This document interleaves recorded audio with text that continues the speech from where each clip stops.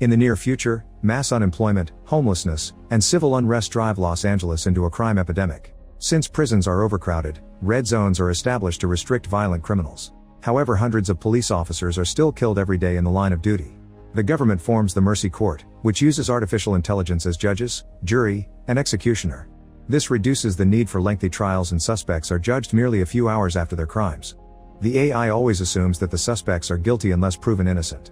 After 2 years, this program has executed 18 people and cut crime by 68%, saving billions of tax dollars and helping people feel safe again. In a courtroom, Detective Chris wakes up strapped to a chair with a video promoting the Mercy program playing in the screen in front of him. Suddenly, AI Judge Maddox appears on the screen and announces that the trial can now begin since Chris's alcohol level is finally down. She tells him he was unconscious for almost 6 hours and asks him to swear an oath to tell the truth.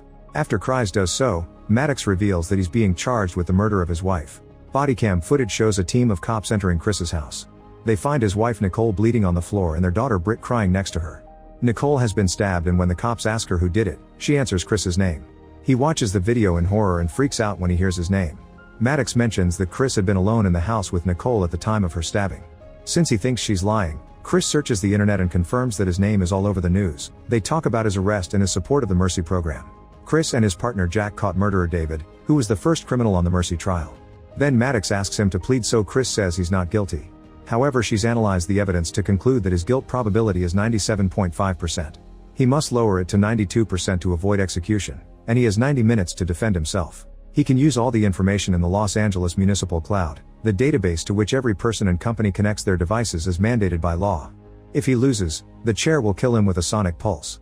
As a timer appears on the screen, Maddox starts going through the evidence. Chris arrived at work at 8:51, but he never left his vehicle. Instead, he went home. Nicole refused to open the door for him and said he could talk to her through a lawyer. A frustrated Chris punched the camera before opening the door with his own keys. Nicole tried to kick him out before the door closed. Maddox fast forwards the footage, explaining that Chris was in the house for 26 minutes. Shortly after he left, Britt came home from a sleepover and screamed. The investigation indicates that Nicole had been stabbed by a right-handed man and that a single wound was enough to chip her spine and pierce her liver.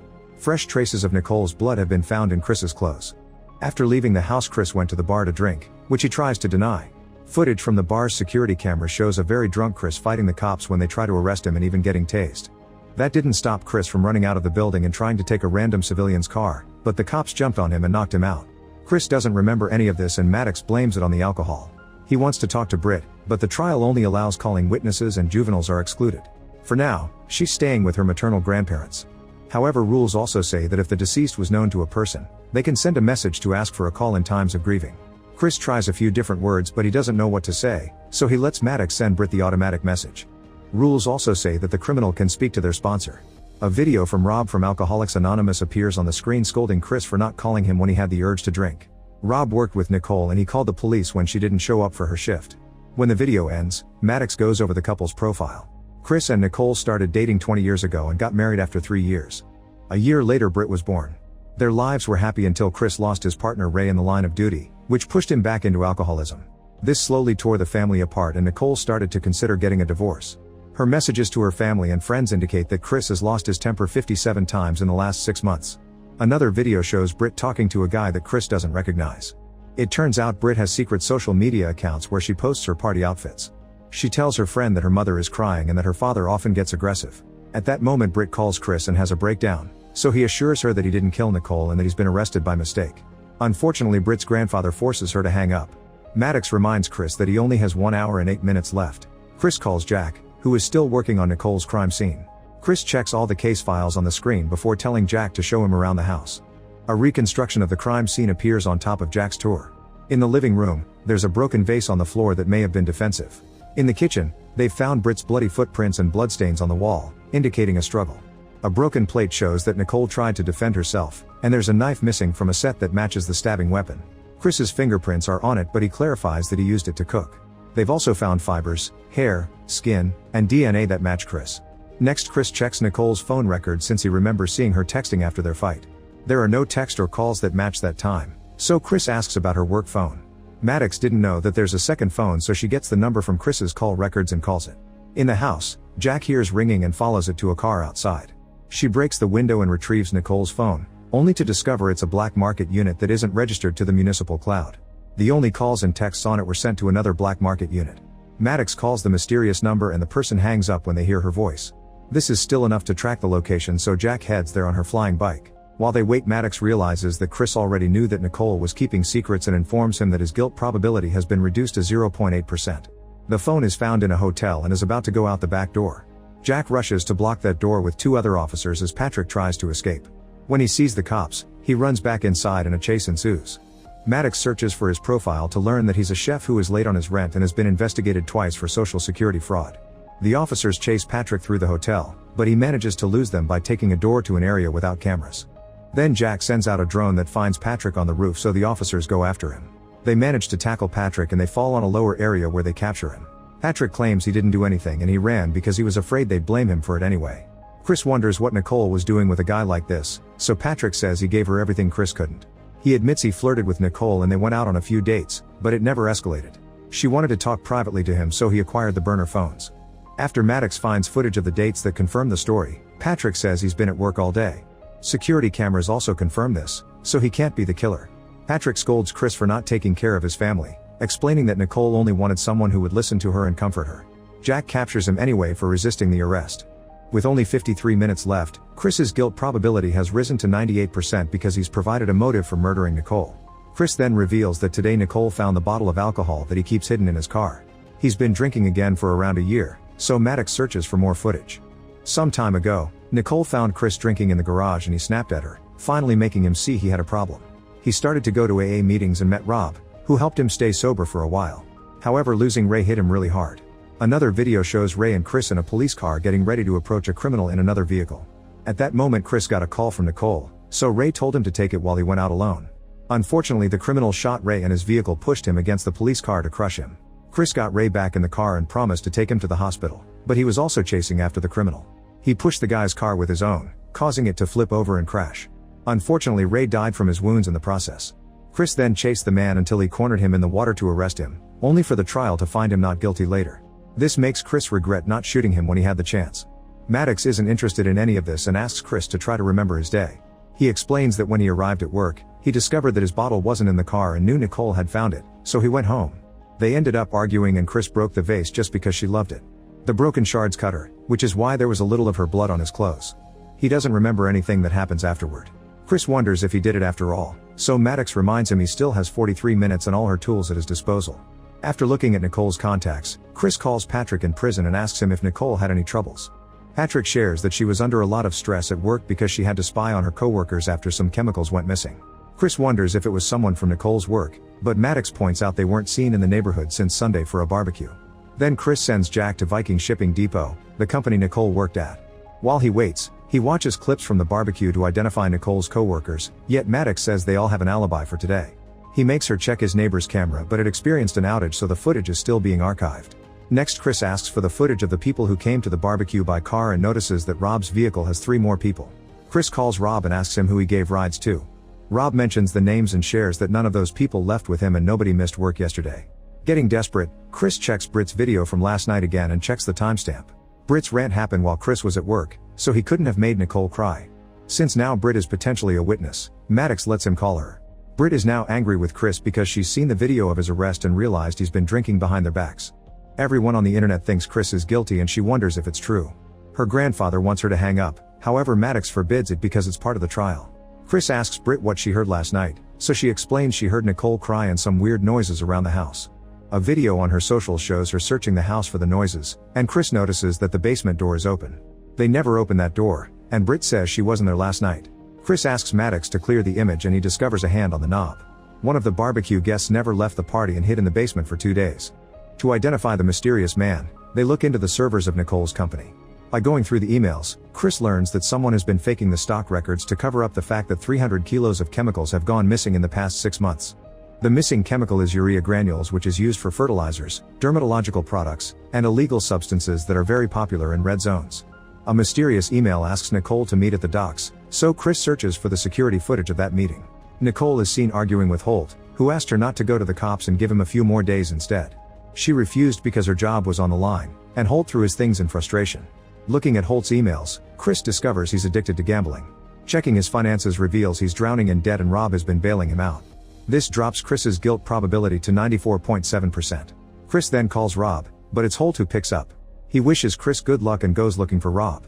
While they wait, Maddox tries to find Holt's location at the time of the murder to no avail. Chris asks her to check his neighbor's camera again and they see something moving in the bushes, but the footage hasn't been fully uploaded yet. Soon Holt returns to the phone and says he couldn't find Rob. Chris accuses him of stealing the chemicals, so Holt reveals the truth. It was Rob who was stealing. Since Holt felt he owed Rob many favors, he tried to help him with Nicole. Now he can't find him, and a coworker says that he left in a truck. Holt also reveals that Rob didn't come to work yesterday and the last time he saw him was at the barbecue. That day Rob asked Holt to give the others a ride in his car while he stayed a little longer. Maddox tracks the missing truck and Chris sends Jack after it, remembering that Rob has a gun license. At the same time the neighbor's footage has finally finished uploading and they see Rob coming out of the neighbor's car trunk. This only drops Chris's guilt probability to 93.4, which makes him mad. He tries arguing with Maddox and the philosophical questions he asks make her glitch a few times. With only 19 minutes left, Chris contacts some friends in the force and tells them about Rob's guns. Jack and this team surround Rob's house and break in, but they don't find him anywhere. Chris notices there's no truck parked outside, making him realize that Rob took the tracker out of the truck and left it at home. Maddox searches for the truck around the city but she doesn't find its license plates, which means Rob took them off. Chris asks Jack to send an alert for a Viking shipping truck. In Rob's house, the cops find a broken picture with a hand on the torn edge. Rob was raised in a children's home and his records were lost in a data hack, so it'll take Maddox a while to find the photo online. In the garage, the cops find the chemicals and burned evidence.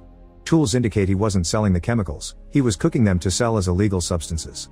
The truck's plates are also there with a book that teaches how to use chemicals to make explosives. If Rob has made a bomb, they need clues to know who the target will be. Suddenly the cameras find the truck in the street, heading downtown very fast.